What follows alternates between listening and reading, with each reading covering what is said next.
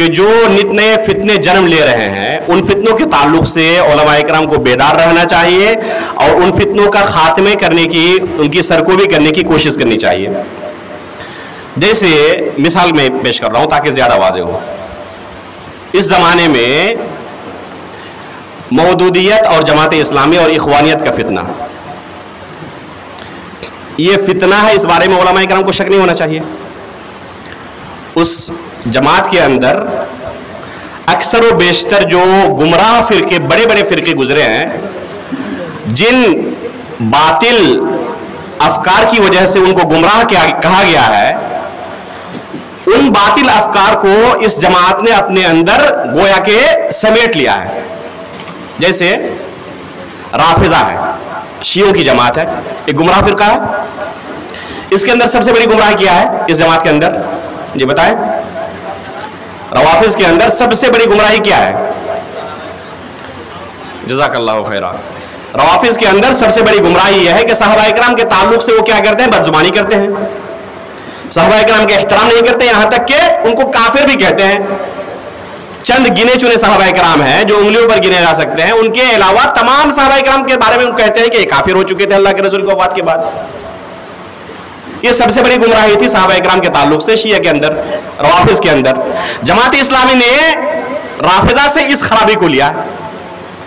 جماعت اسلامی والوں نے، اخوانیوں نے رافضہ سے ان کے اندر سب سے بڑی جو گمراہی تھی اس گمراہی کو لیا ہے.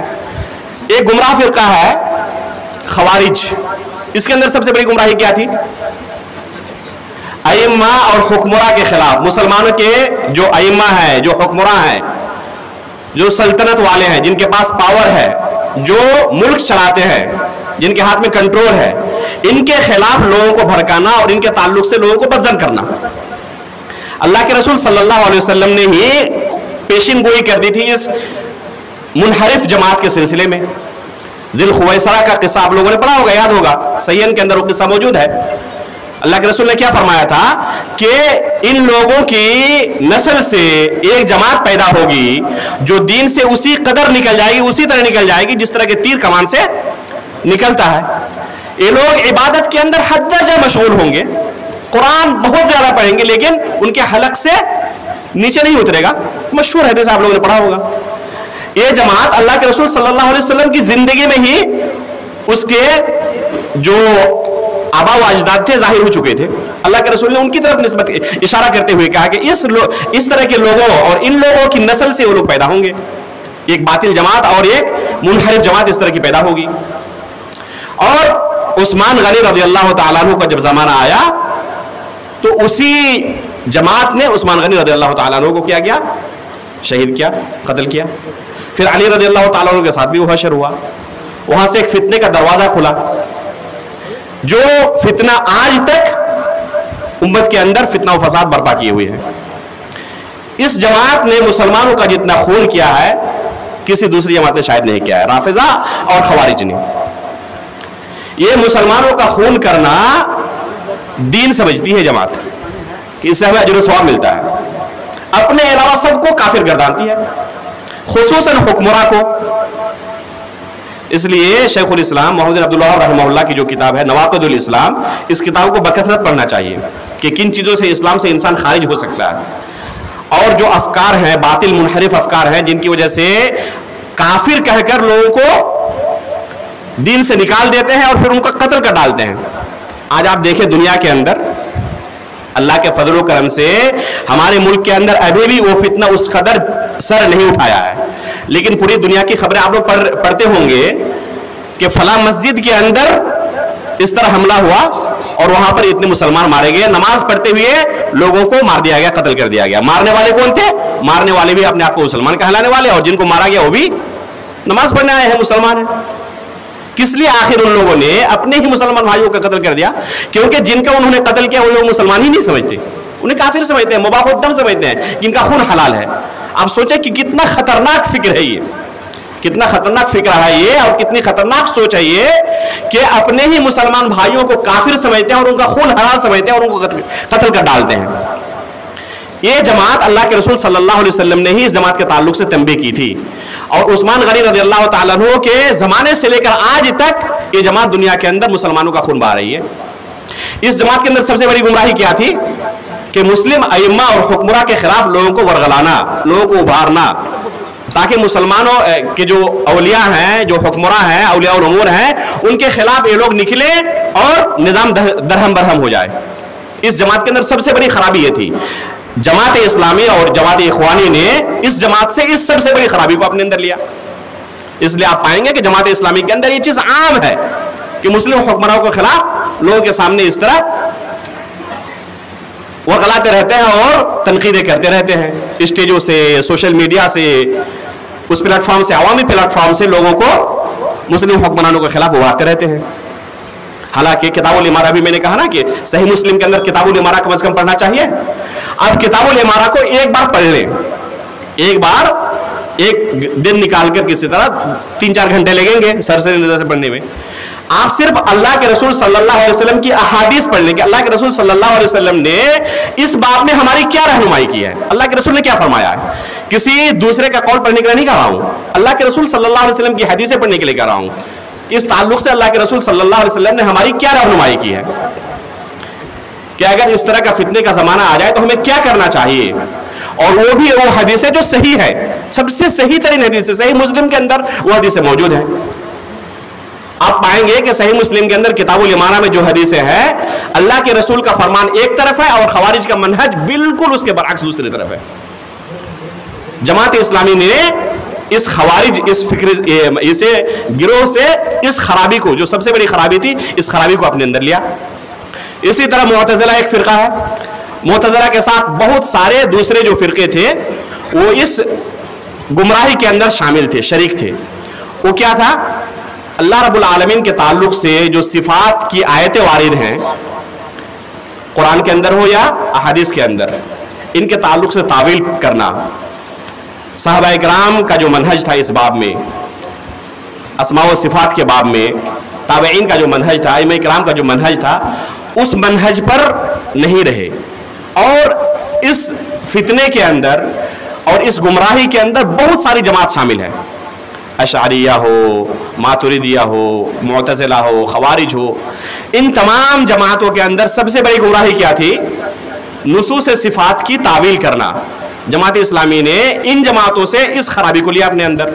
तो गोया कि ये जमात खराबियों का और गुमराहियों का मुजस्सम है। अब उस फिक्र को अगर कोई इलाके के अंदर नशर करना चाहे तो इस फिक्र से लोगों को बचाने की जिम्मेदारी किन की है? यकीनन सलफी उलमा की है, अहले हदीस उलमा की है।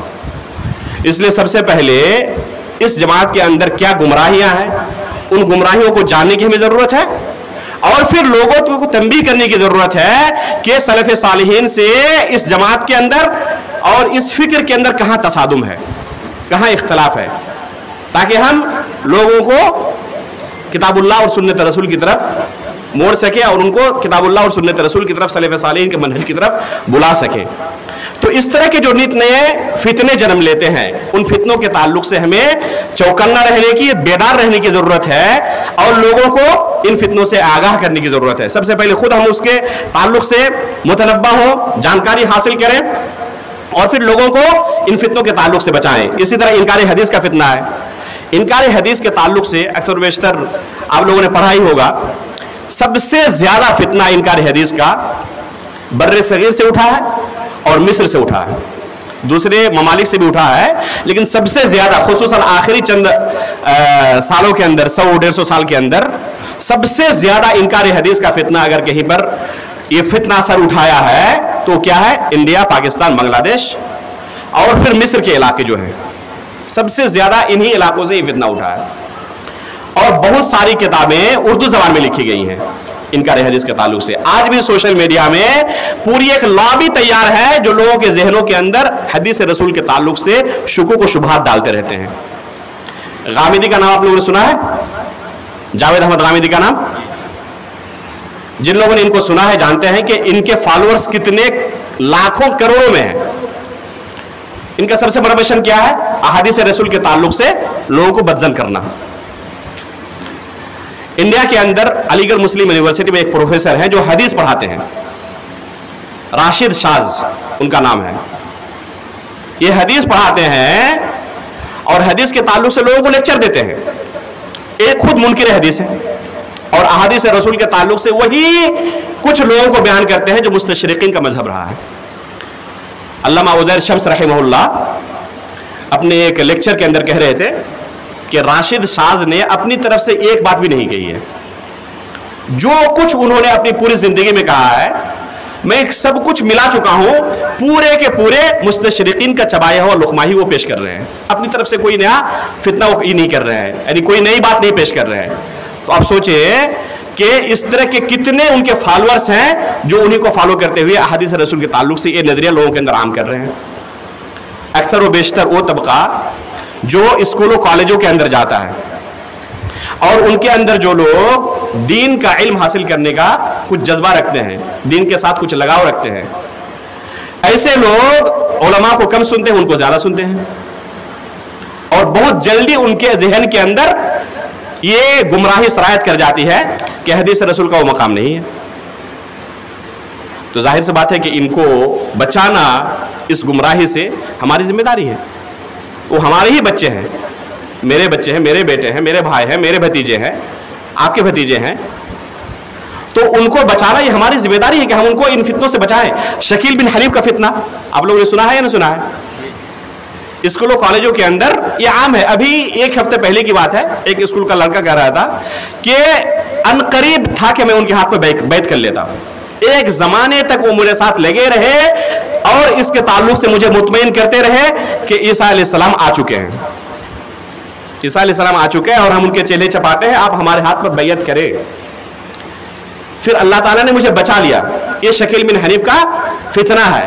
وہ مختلف طریقے سے بات کریں گے, آپ کی ذہنی تربیت کریں گے اور پھر آخر میں ایک آدھ مہینے کے بعد آپ کو یہ لگے گا کہ جو ہم علماء کرام سے سنتے تھے عیسیٰ علیہ السلام کے تعلق سے یہ صرف خرافات ہے, اساطیر الاولین ہے اور کچھ نہیں ہے, یہ صرف ایک علامت ہے اور رمز ہے بس. علامہ وحید الدین خان, ان کو علامہ کہنا ہی نہیں چاہیے. مولانا وحید الدین خان کا نام آپ نے سنا ہے نہیں سنا ہے؟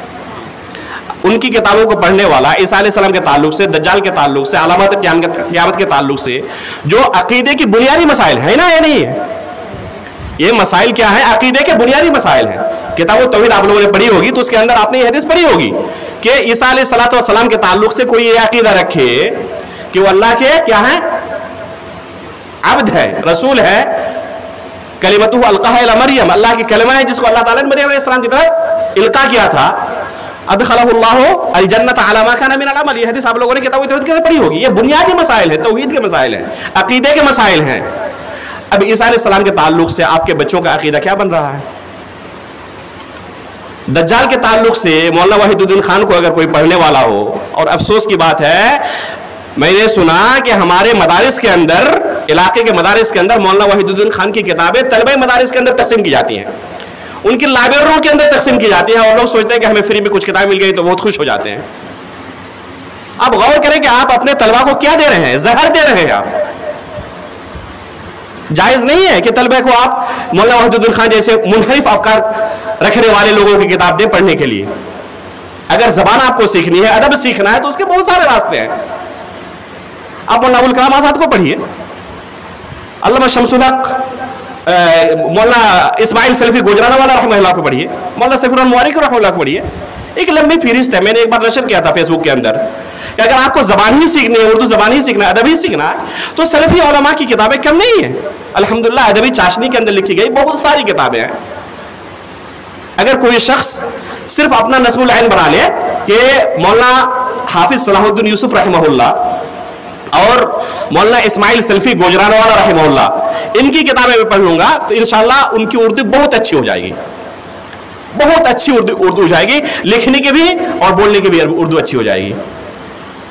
ادبی چاشنی جو ان کی کتابوں کے اندر ہے, بہت سارے مؤلفین کے یہاں آپ کو یہ چاشنی نہیں ملے گی, لیکن صرف ادبی چاشنی کے ساتھ آپ کو وہاں پر ادبی چاشنی ہی نہیں ملے گی, بلکہ ساتھ آپ کو علم ملے گا, آپ کو منہج ملے گا, آپ کو سلفیت ملے گی, اہل حدیثت ملے گی, آپ اپنا دین بھی سیکھیں گے ساتھ ساتھ. ایسا نہ ہو کہ ادب کے چکر میں پڑھ کر آپ نے منہج اور اپنے دین سے ہی آپ ہاتھ دھو بیٹھے. یہ بہت گھاٹے کا سودا ہوگا کہ ادب کے چکر میں مولانا وحید الدین خان کو, مولانا مودودی کو ہم پڑھنے کے لیے گئے اور اپنا دین ہی اور اپنا منہج ہی گوا بیٹھے. آپ یقین جانیں کہ کوئی کتاب ایسی نہیں ہوتی جو اپنے قاری پر اثر نہ ڈالتی ہو. ہر کتاب اپنے قاری پر اثر ضرور ڈالتی ہے. اگر مستقل کوئی ان کتابوں کے پڑھنے والا ہوگا تو کچھ دنوں کے بعد آپ یقیناً پائیں گے کہ ان کے اندر یہ افکار سرایت کرنے لگے ہیں. خصوصاً کچی عمر کے جو طلبہ ہیں، جو ابھی طالب علم کے مرحلے میں ہیں، وہ بہت جلدی متاثر ہو جاتے ہیں اور پھر ان کو قائل کرنا مشکل ہو جاتا ہے کہ یہ باطل افکار ہیں، منحرف افکار ہیں اور سلفی منہج کے ساتھ ان کا یہ تصادم ہے اور یہ تنازع ہے، اس لیے آپ ان افکار کو چھوڑیے. بہت مشکل ہو جاتا ہے. اس لیے ضروری ہے کہ ہم اپنے طلباء کی صحیح رہنمائی کریں کہ کون سی کتابیں آپ کے لیے مضر ہیں اور کون سی نفع بخش ہیں، کن کتابوں کا آپ کو مطالعہ کرنا چاہیے اور کن کتابوں کا مطالعہ نہیں کرنا چاہیے. علماء نے اس تعلق سے عربی زبان کے اندر کتابیں لکھی ہیں. کتب حذر منها العلماء ایک کتاب ہے، ایسی کتابیں جن کے تعلق سے علماء نے تحذیر کی ہے. یہ آج کی بات نہیں ہے، یہ شروع زمانے سے لے کر صحابہ اور تابعین کے زمانے سے لے کر یہ منہج چلا رہے، کوئی نیا منہج نہیں ہے. آپ صحیح مسلم کا، ابھی میں نے کہا نا کہ صحیح مسلم کا مقدمہ پڑھنا چاہیے حضرت کو. آپ اس مقدمے کو پڑھیے، آپ کو سلف صالحین کا منہج معلوم ہوگا.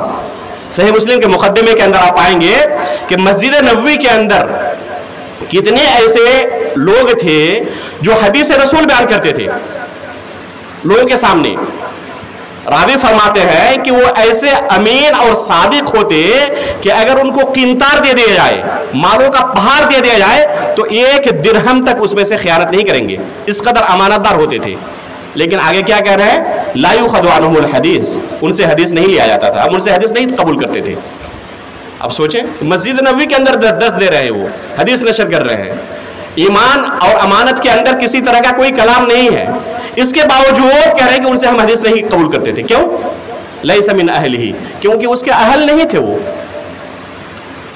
امام مالک رحمہ اللہ سے اس کی تفسیر وارد ہے، غالباً خطیب بغدادی رحمہ اللہ نے اپنی کسی کتاب میں اس کی تفسیر بیان کی ہے لیس من اہلہ کی، کہ ان لوگوں نے کتابوں سے رٹ کر علم حاصل کر لیا تھا، علماء کے سامنے بیٹھ کر علم حاصل نہیں کیا تھا. آج آپ دیکھیں اپنے ارد گرد کتنے ایسے دعات ہیں جو کتابوں سے رٹ کر علم حاصل کے لیے اور اسٹیج پر کھڑے ہو گئے، لوگوں کو دین کی تعلیم دے رہے ہیں، جن کو ہم اپنے اصطلاح میں کیا کہتے ہیں؟ بردرس کہتے ہیں. جانتے ہیں نہیں جانتے آپ لوگ؟ خود آپ کے علاقے میں کتنے ایسے لوگ گھومتے ہیں، اسٹیجوں کی زینت میں ہوئے ہیں، ان کو موقع کس نے دیا؟ ہم جیسے لوگوں نے دیا ان کو موقع. وہ خود جاہل ہیں اور لوگوں کو دین کی تعلیم دے رہے ہیں. آپ ان کے سامنے کوئی کتاب کھول دیں حدیث کی، وہ ایک سطر پڑھ نہیں پائیں گے. سمجھنا بہت دور کی بات ہے، صرف ریڈنگ پڑھنے کے لیے آپ کہیں نہیں پڑھ پائیں گے وہ. جی جی، یہ بہت بڑا فتنہ ہے. اس فتنے کو سمجھنا اور اس کا قلاقمہ کرنا، اس کو ختم کرنا، یہ ہماری ذمہ داری ہے. اور یہ آج کا فتنہ نہیں ہے. جیسے کہ میں نے کہا کہ مسجد نبوی کے اندر تابعین کے زمانے میں اس طرح کے لوگ موجود تھے جو اس طرح علم حاصل کرنے سے پہلے ہی لوگوں کو علم بانٹنا شروع کر دیتے تھے. یہ علماء کے سامنے نہیں بیٹھتے تھے. علم حاصل کرنے کے لیے محنت کی ضرورت ہے. ابھی میں نے کہا کہ صبر کی ضرورت ہے، بغیر صبر کے علم حاصل نہیں ہوتا. اپنے آپ کو ذلیل کرنے کی ضرورت ہے، سر جھکانے کی ضرورت ہے استاد کے سامنے. بہت کچھ برداشت کرنے کے بعد علم حاصل ہوتا ہے، ایک لمبی مدت کے بعد علم حاصل ہوتا ہے. ایسا نہیں کہ ہم کوئی کتاب اٹھائیں اور اس سے دین حاصل کر لیں، دین سیکھ لیں اور پھر لوگوں کو پھر بیان کرنا شروع کر دیں. یہ ہمارے سلف کا منہج نہیں تھا کہ ایسے لوگوں سے دین حاصل کیا جائے، ایسے لوگوں سے دین قبول کیا جائے. لیکن افسوس کی بات ہے کہ آج وہی لوگ اسٹیج کی زینت بنے ہوئی ہیں اور ان سے لوگ دین حاصل کر رہے ہیں. اللہ کے رسول صلی اللہ علیہ وسلم نے ایسے لوگوں کے تعلق سے تنبیہ کی ہے. مشہور حدیث ہے، آپ لوگوں نے سنی ہوگی، ان هذا العلم ينتزع انتزاعا حتى اذا لم يبق عالما اتخذ الناس رؤوسا جهالا. قیامت کی نشانی یہ ہے کہ علم آہستہ آہستہ اٹھ جائے گا، اٹھا لیا جائے گا. ایک دوسرے حدیث کے اندر اس کی تفسیر ہے کہ کیسے علم اٹھے گا. اللہ تعالیٰ علم کو ایسے ڈائریکٹ نہیں اٹھائے گا، بلکہ بقبض العلماء، علماء جس طرح دنیا سے اٹھتے جائیں گے اور اسی طرح ان کے ساتھ ساتھ ان کا علم بھی دنیا سے رخصت ہو جائے گا، اٹھتا جائے گا. آج آپ دیکھیں گزشتہ 4-5 سالوں کے اندر کتنے علماء کی وفات ہوئی ہے. بڑے بڑے علماء، مشہور علماء، یہ تمام ہم سے چند سالوں کے اندر رخصت ہو چکے ہیں. یہ نشانی ہے قیامت کی ایک کہ بڑے بڑے علماء ہم سے رخصت ہوتے جا رہے ہیں اور صرف چھوٹے طلبہ دنیا میں باقی رہ جاتے ہیں. ان هذا العلم ينتزع انتزاعا حتى اذا لم يبق عالما اتخذ الناس رؤوسا جهالا. جب علماء کی قلت ہو جائے گی، علماء نہیں ملیں گے تو لوگ کیا کریں گے؟ جاہلوں کو اپنے سردار بنا لیں گے. اب یہاں سوچنے والی بات ہے کہ جن کو سردار بنایا جا رہا ہے، جن کو مفتی بنایا جا رہا ہے، مرشد، مبلغ اور مفتی کا ان کو درجہ دیا جا رہا ہے، یہ بھی جاہل ہے اور سوال کرنے والا بھی جاہل ہے. تو آخر ایک جاہل نے دوسرے جاہل کو اپنا مفتی کیسے قبول کر لیا؟ اس کی وجہ یہ ہے کہ گرچہ جہالت کے اندر دونوں مشترک ہیں، جاہل دونوں ہیں، لیکن ایک جاہل نے اپنی شکل و صورت لوگوں کے سامنے عالم کی بنائی ہوئی ہے، اپنے آپ کو لوگوں کے سامنے ان لوگوں نے کیا کیا ہے؟ مرشد، مبلغ اور مفتی کی شکل میں پیش کیا ہے. انما یخشی اللہ من عبادہ العلماء. یہ خشیت جو ہے نا، یہ علماء کے اندر آتی ہے. آپ نے کبھی کسی بردر کو پایا ہے کہ ان کے سامنے کوئی سوال پیش کیا گیا اور اس سوال کو ان کے پاس علم نہ ہو، جواب نہ ہو؟ ان کے پاس ہر سوال کا جواب ہوتا ہے. سب سے بڑے جاہل ہوتے ہیں اور ان کے پاس ہر سوال کا جواب ہوتا ہے. اب سوچیں کہ کتنی بڑی جرات ہے. ان کو زبان نہیں کھولنی چاہیے لیکن ہر سوال کا جواب ان کے پاس سامنے تیار ہوتا ہے. ابھی مغربی بنگال کے اندر، اتر دیناج پور کے اندر ایک جلسے کے بارے میں مجھے خبر دیا تھا چند علماء کرام نے کہ اس اسٹیج کے اندر کئی مدارس کے شیخ الحدیث بیٹھے ہوئے تھے اور بہت سارے مدنی علماء بھی اسٹیج کے اندر بیٹھے ہوئے تھے. جلسے کے آخر میں سوال و جواب کی نشست شروع ہوئی اور مفتی بنایا گیا ایک بردر کو. مفتی بنایا گیا ایک بردر کو جو ایک سطر دیکھ کر پڑھ نہیں سکتا. یہ کتنی بڑی جہالت ہے. اللہ تعالیٰ کے سامنے ہمیں جواب نہیں دینا پڑے گا. یہ قیامت کی علامت ہے کہ ایسے لوگوں کو ہم یہ مفتی اور مرشد اور مبلغ کا درجہ دیے ہوئے ہیں.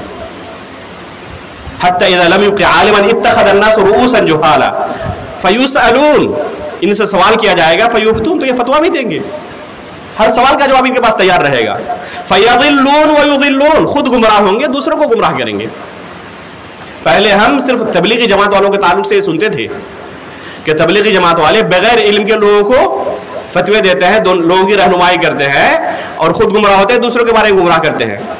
لیکن افسوس کی بات ہے کہ آج ہمارے اہل حدیثوں کے اندر ایسے فتنے جنم لے چکے ہیں جو اسٹیجوں کی زینت بنتے ہیں، لوگوں کو دین کی تعلیم دیتے ہیں، خود ان کی علمی حالت ایسی ہوتی ہے کہ مفلس ہوتے ہیں، ایک صدر پڑھ بھی نہیں سکتے. سمجھنا تو بہت دور کی بات ہے. ایسے لوگ عجیب و غریب مسائل لوگوں کے سامنے بیان کرنے کے لیے بہت زیادہ ایک دم اتاولے ہوتے ہیں. آپ کے ہی علاقے میں ایک شخص نے جو اسی میدان کے ہیں، بردر ہیں، انہوں نے ایک کتاب لکھی. کتاب کا موضوع کیا ہے کہ ظہر کی نماز کا وقت عموماً تمام مساجد میں، اہل حدیث جتنے مساجد ہیں علاقے کے اندر، پورے گمانی پاکور کے علاقے میں، ظہر کی نماز کا وقت شروع ہو جانے کے تقریباً 1 گھنٹے 1.5 گھنٹے بعد لوگ ادا کرتے ہیں. 11 ساڑھے 11 بجے ظہر کی نماز کا وقت داخل ہو جاتا ہے. اور اکثر مسجدوں میں نماز کب ہوتی ہے؟ 12 بجے کے بعد ہوتی ہے، 12:30 بجے، پونے 1 بجے. انہوں نے کتاب لکھی ایک، اور میرے پاس وہ کتاب انہوں نے بھیجی کہ آپ اس پہ تقریض لکھیے، اس کا تذکیہ کر دیجئے کہ بہت اچھی کتاب ہے. کتاب پڑھ کر میرے تن بدن میں آگ لگ گئی کہ کوئی عالم اگر لکھتا تو الگ بات ہوتی. آپ ایک سطر پڑھ نہیں سکتے اور اس کی دلیل موجود تھی کتاب کے اندر. انہوں نے جتنی حدیثیں نقل کی تھی جن سے انہوں نے استدلال کیا ہے، تو جیسے ترمذی سے کوئی حدیث نقل کی تو باب سے لے کر، امام ترمذی سے باب کہتے ہیں نا، باب ما جاء فلاں، وہاں سے نقل کرنا انہوں نے شروع کیا ہے. پوری سند نقل کی ہے اور آخر میں امام ترمذی نے اس حدیث کو ضعیف کہا ہوا ہے، اس کو بھی نقل کر لیا اور اسی سے استدلال کر رہے ہیں. اس لیے کہ عربی عبارت تو پڑھ نہیں سکتے. اب کسی اردو کتاب سے انہوں نے ترجمہ نقل کیا ہے تو ترجمہ کہاں تک نقل کیا ہے؟ جتنا اپنے مطلب کا تھا. اب سند والی جو بحث تھی ان کو تو سمجھ میں آئے گی نہیں، تو اس کو چھوڑ دیا ہے. یہ حالت ہے اور اس مسئلے پر کتاب لکھ رہے ہیں. اور لوگ مشورہ کیا دے رہے ہیں کہ لوگوں کو آپ گاؤں میں جا کے سمجھائیے کہ جیسے ہی نماز کا وقت داخل ہو فوراً لوگ نماز ادا کریں، اذان ہو مسجد میں. اگر لوگ آپ کی بات مان رہے ہیں تو ٹھیک ہے، اگر نہیں مان رہے ہیں تو اکیلے آپ اذان دیجئے اور اکیلے نماز پڑھ کے آ جائیے. اب سوچئے کہ کتنا بڑا یہ خلل ہے اور کتنی بڑی جرأت ہے. یہ ایک طرف یہ منہج ایک بردر کا، اور دوسری طرف صحیح بخاری کے اندر آپ اٹھائیے اللہ کے رسول صلی اللہ علیہ وسلم کی حدیثیں اس تعلق سے. حافظ ابن رجب حنبلی رحمہ اللہ نے فتح الباری کے اندر، فتح الباری نام سے 2 شرح ہے، ایک حافظ ابن حجر رحمہ اللہ کی اور ایک حافظ ابن رجب حنبلی رحمہ اللہ کی. حافظ ابن رجب کی شرح پہلے ہے، حافظ ابن حجر نے بعد میں وہ شرح لکھی ہے فتح الباری کے نام سے. جو حافظ ابن رجب کی کتاب ہے وہ مکمل نہیں ہے، ان کی وفات ہو گئی تھی، تھوڑا سا حصہ انہوں نے صرف کیا تھا، شرح کیا تھا، اور کتاب باقی رہ گئی. لیکن اس باب کی شرح فتح الباری ابن رجب والی کے اندر موجود ہے. آپ فتح الباری ابن رجب الحنبلی اٹھائیے اور اس باب کو پڑھیے کہ اللہ کے رسول صلی اللہ علیہ وسلم نے اس مسئلے میں ہماری کیا رہنمائی کی ہے. اللہ کے رسول فرماتے ہیں کہ فتنے کا جب زمانہ ہوگا تو بعض ایسے عمراء آئیں گے جو نماز کو اپنے اصل وقت سے مؤخر کر کے پڑھیں گے. صحابہ کرام نے پوچھا کہ اللہ کے رسول اس وقت ہم کیا کریں؟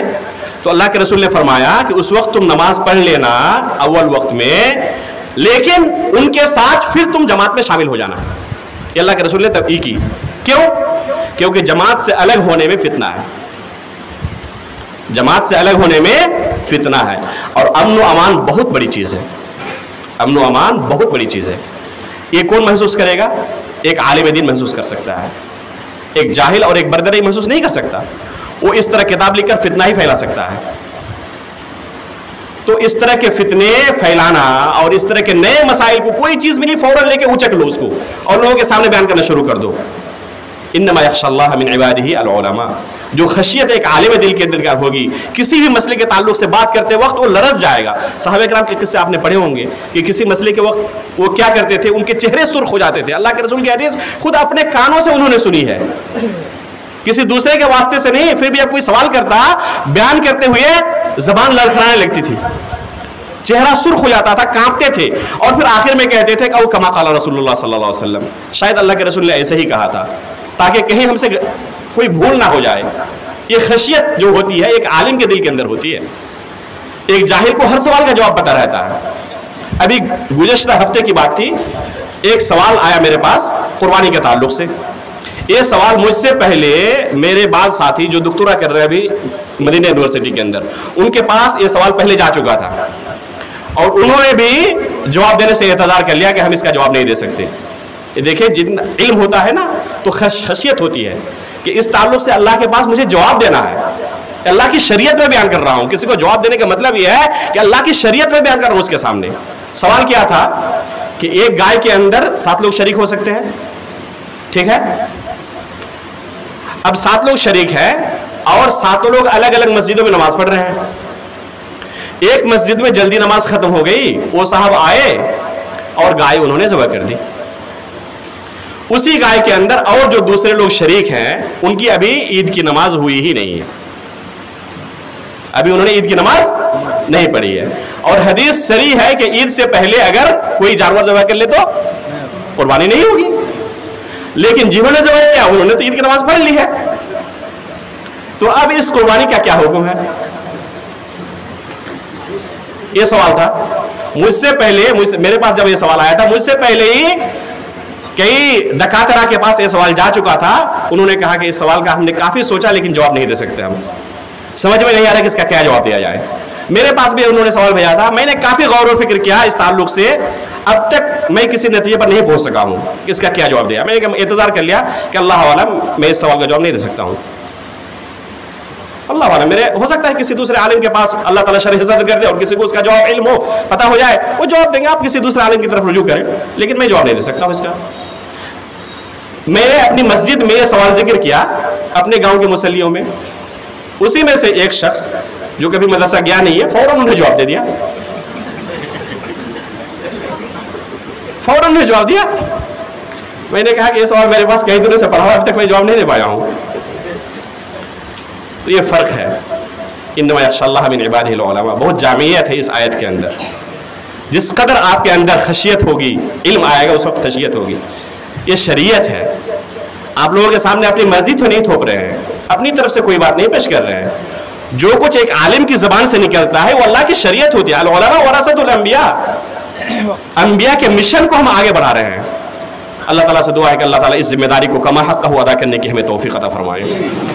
جو باتیں ہم نے یہاں پر سنی اللہ رب العالمین ہم سب کو اس پر عمل کرنے کی توفیق عطا فرمائے. اللہ تعالیٰ ہماری اس مجلس کو قبول فرمائے، ہمارے میزان حسنات میں شمار فرمائے. آمین. تقبل رب العالمین. وصلی اللہ علی نبینا محمد.